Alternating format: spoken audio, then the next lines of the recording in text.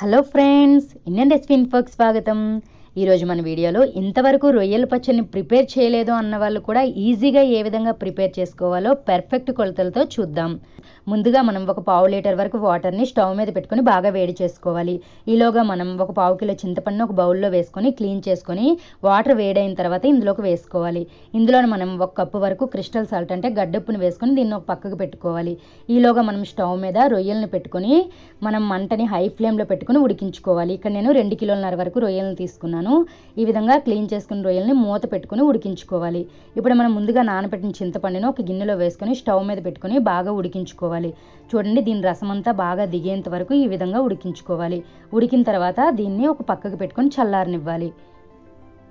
చూడండి, ఇప్పుడు రొయ్యలను మూత తీసి చూసినట్లుగా అయితే మనకి మంచిగా ఉడుకుతున్నాయి కదా. ఈ విధంగా ఉడుకుతున్న టైంలో మనం మూత తీసేయాలి, మరి మూత పెట్టకూడదు. వాటర్ అంతా దగ్గర పడేంత వరకు మనం ఈ రొయ్యల్ని మంచిగా ఉడికించుకోవాలి. ఉడికిపోయాయి అనుకున్నట్లుగా అయితే మనం ఈ వాటర్ని ఒక జాలిగరిటలో లేదా ఒక చిల్లీలు ఉన్న ప్లేట్లో వేసుకొని వాటర్ అంతా పోయేంత వరకు వడగట్టుకోవాలి. కొద్దిగా వాటర్ ఉంటే అది కూడా పోతుంది. కాబట్టి ఈ విధంగా ఈ రొయ్యల్లో వాటర్ అనేది బాగా దిగుతుంది. కాబట్టి ఈ విధంగా ముందుగా మనం ప్యాన్ మీద ఫ్రై చేసుకోవాలి.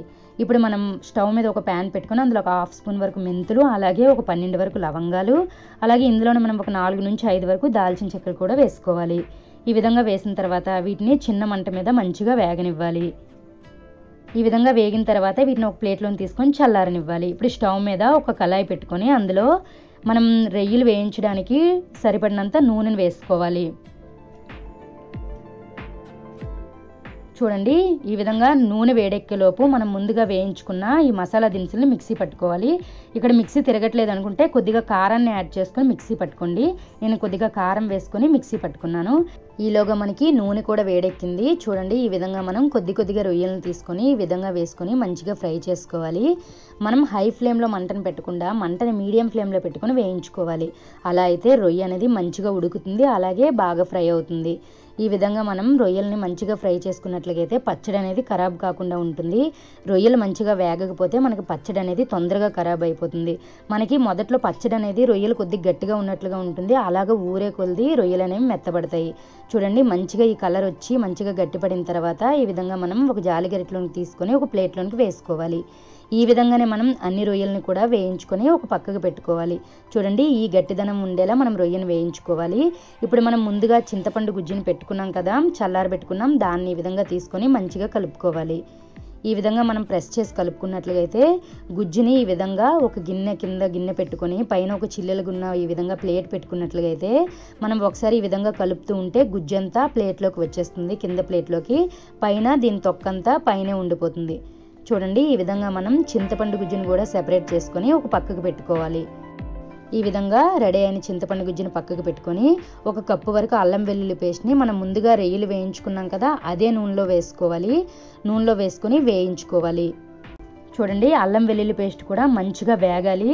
మనం తీసుకునే దాంట్లో ఏది మంచిగా ఉడకకపోయినా ఏది మంచిగా వేగకపోయినా మనకి పచ్చడి అనేది ఖరాబ్ అయిపోతుంది. కాబట్టి అల్లం వెల్లుల్లి పేస్ట్ కూడా మంచిగా గోల్డెన్ బ్రౌన్ కలర్ వచ్చేంత వరకు వేయించుకోవాలి. చూడండి, మధ్య మధ్యలో కలుపుకుంటూ మంచిగా చూడండి కలర్ ఎలా వచ్చిందో, ఈ విధంగా కలర్ వచ్చేంత వరకు మనం వేయించుకోవాలి.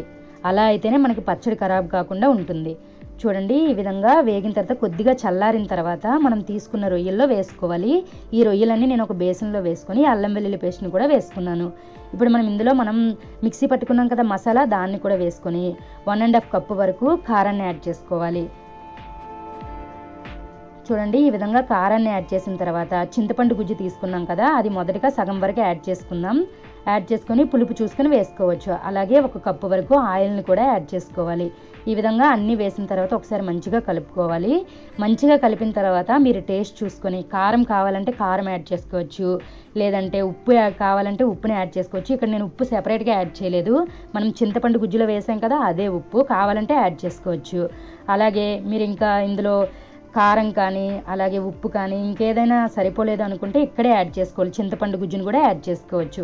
చూడండి, ఇక్కడ నేను కొద్దిగా ఆయిల్ అలాగే ఉప్పుని యాడ్ చేశాను. ఆయిల్ ఎందుకంటే మనం నిల్వ ఉంచుకోవాలి కాబట్టి, నిల్వ ఉండాలంటే ఆయిల్ బాగా ఉండాలి, అందుకనే ఆయిల్ బాగా వేసుకోండి.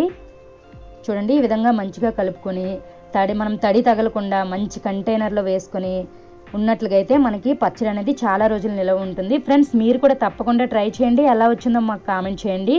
మరిన్ని లేటెస్ట్ వీడియోస్ కోసం మా ఛానల్ని సబ్స్క్రైబ్ చేయడం మాత్రం మర్చిపోకండి. Thank you for watching our video.